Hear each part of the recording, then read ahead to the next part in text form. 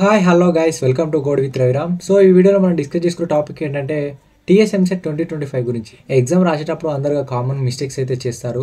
అలాంటి మిస్టేక్ చేయడం వల్ల మీరు మంచి స్కోర్ అయితే తెచ్చుకోలేరు ఎంసెట్ 2025లో. ఈ వీడియోలో క్లియర్గా ఎక్స్ప్లెయిన్ చేస్తాను ఎలాంటి మిస్టేక్ చేయకూడదో, అలాగే గైడెన్స్ కూడా ఇస్తాను. స్కిప్ చేయకుండా ఈ వీడియోని అయితే లాస్ట్ వరకు చూడండి. నాకు మీరు ఇచ్చుకోవాల్సింది ఏంటంటే లైక్, కామెంట్, సబ్స్క్రైబ్. లేట్ చేయకుండా మన వీడియోని అయితే స్టార్ట్ చేసేద్దాం. సో ఇంకెవరైనా మీ ఫ్రెండ్స్ కూడా ఎంసెట్కు ప్రిపేర్ అయితే ఈ వీడియోని షేర్ చేయండి. ప్రీవియస్ వీడియోస్లలో కూడా ఎంసెట్ గురించి క్లియర్గా ఎక్స్ప్లెయిన్ చేశాను. ఎంసెట్ రూట్ మ్యాప్ 140+ మార్క్స్ ఎలా గెయిన్ చేయాలని చాలా వీడియోస్ చేశాను. ఒకసారి నా యూట్యూబ్ ఛానల్ అయితే చూడండి, మీకు క్లియర్గా కాన్సెప్ట్ అనేది ఉంటుంది. మన వీడియోని అయితే స్టార్ట్ చేసేద్దాం. Ignore the syllabus copy. Many of the students ఏం చేస్తారంటే సిలబస్ అనేది ఫుల్గా చదివేస్తారు. సో ఇలా చదవడం వల్ల తక్కువ వెయిటేజ్ ఉన్న టాపిక్స్ కూడా మనం క్లియర్ చేస్తాం. దానికి టైం అనేది వేస్ట్ అవుతుంది. హై వెయిటేజ్ మార్క్స్ ఏ చాప్టర్ల నుంచి వస్తాయో ఒకసారి చూసుకోండి. సో నేను కూడా ఒక వీడియోలో అయితే ఎక్స్ప్లెయిన్ చేశా, ఒకసారి చూసుకోండి. అలా చదువుకున్నట్లయితే మీరు ఎంసెట్లో గుడ్ మార్క్స్ అయితే తెచ్చుకుంటారు. ప్రీవియస్ క్వశ్చన్ పేపర్ను ఒకసారి అనలైజ్ చేసుకోండి. ఏ టాపిక్ మీద హై వెయిటేజ్ మార్క్స్ వస్తున్నాయని ఒకసారి అనలైజ్ చేసుకోండి. అలాగే ఇంపార్టెంట్ టాపిక్స్ కూడా చూసుకోండి, మీకు డెఫినెట్గా యూస్ఫుల్ అవుతుంది. సో ఒక కంప్లీట్ ప్లాన్ అయితే వేసుకోండి. సిలబస్ అనేది ఎప్పుడు చదువుకోవాలి, మ్యాథ్స్, ఫిజిక్స్, కెమిస్ట్రీ సిలబస్ అనేది ఎప్పుడు చదువుకోవాలి, ఫిజిక్స్కి ఎంత టైం ఇవ్వాలి, కెమిస్ట్రీకి ఎంత టైం ఇవ్వాలి, మ్యాథమెటిక్స్కి ఎంత టైం ఇవ్వాలని ఒక కంప్లీట్ ప్లాన్ వేసుకోండి. సో అలాగే మోక్ టెస్ట్ను కూడా సాల్వ్ చేయడానికి ట్రై చేయండి. మోక్ టెస్ట్ను సాల్వ్ చేస్తేనే మీ యొక్క క్రియేటివిటీ పెరుగుతుంది. అలాగే క్వశ్చన్ను అటెంప్ట్ చేసే స్కిల్స్ కూడా మీకు పెరుగుతాయి. మోక్ టెస్ట్ను ఎక్కువ సాల్వ్ చేసుకోండి. ఒక కంప్లీట్ ప్లాన్ అయితే వేసుకోండి. మీకు ఎగ్జామ్ ఒక 1 మంత్ ఉన్నదనుకో, ఆ 1 మంత్ కంప్లీట్ ప్లాన్ వేసుకోండి. ఎప్పుడు ఏం సిలబస్ చదవాలి, మోక్ టెస్ట్ ఎప్పుడు సాల్వ్ చేసుకోవాలి, ఇక్కడ కంప్లీట్ ప్లాన్ వేసుకోండి.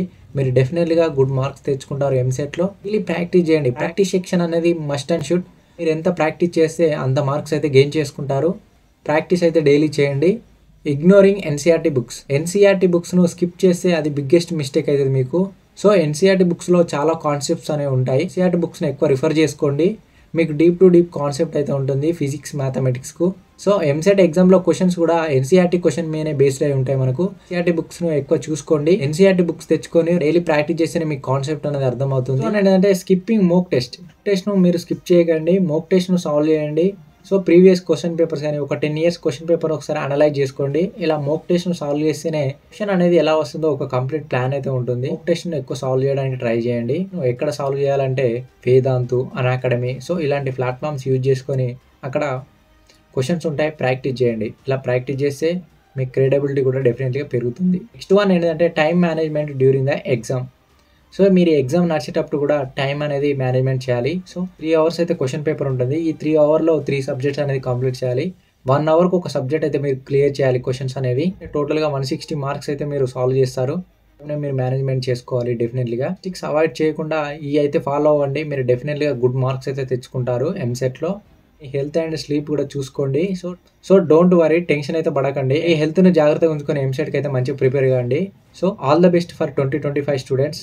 ఇంతవరకు ఈ వీడియోని చూస్తున్నట్లయితే కింద కామెంట్ రూపంలో చెప్పండి. సో నెక్స్ట్ వీడియోలో మళ్ళీ కలుద్దాం. మీకు ఏమైనా డౌట్స్ ఉన్నా కూడా కింద కామెంట్ రూపంలో చెప్పండి. మీకు డెఫినెట్లీగా నేను రిప్లై అయితే ఇస్తాను. Thank you for watching.